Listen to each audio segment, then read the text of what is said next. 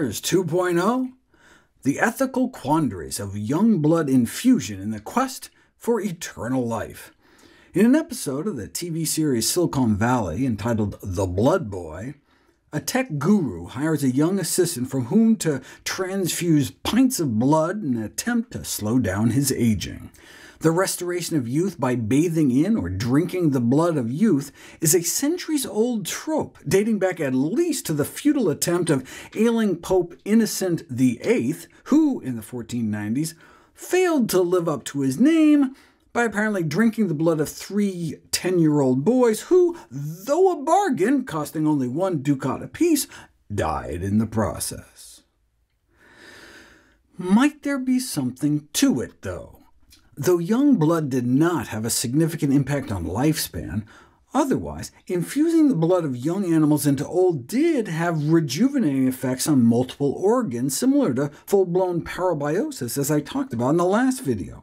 In fact, not only does the infusion of young mouse blood improve age-related cognitive dysfunction in old mice, young human blood taken from umbilical cords worked too, in mice engineered to not reject the foreign tissue. This led to ongoing clinical trials offering weekly infusions of blood products from young donors to patients with mild to moderate Alzheimer's disease. But there may be an easier way. Yes, the injection of blood from young mice into old can improve memory and learning, suggesting there's some kind of restorative youth factor.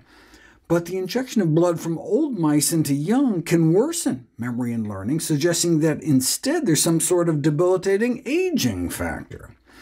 Or maybe the old blood is just diluting the revitalizing factor in the young mouse, or for that matter, maybe the young blood is diluting the debilitating factor in the old mouse. The fact that old blood appears to make things worse more than young blood makes them better suggests maybe the latter is the case, but you don't know until you put it to the test. Ready for a mind-blowing shift in perspective?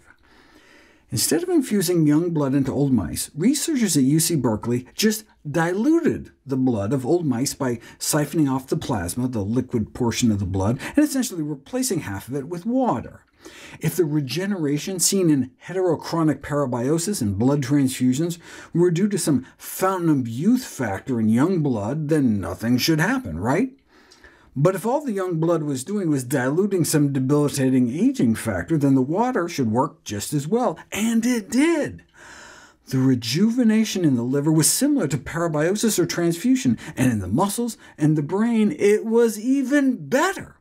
So most, if not all, the benefits could be replicated by simple dilution, including an improvement in cognitive capacity. That's good news, since there's already an FDA-approved procedure in use today known as therapeutic plasma exchange. It's usually used to filter out toxins or autoimmune antibodies, but why not try using it to try to dilute old blood to treat Alzheimer's disease?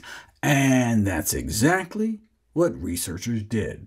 Hundreds of Alzheimer's patients were randomized to a therapeutic plasma exchange procedure, or a placebo sham procedure, and though it didn't seem to help those with mild Alzheimer's disease, those with moderate Alzheimer's randomized to the real procedure experienced about 60% less cognitive and functional decline over a period of 14 months.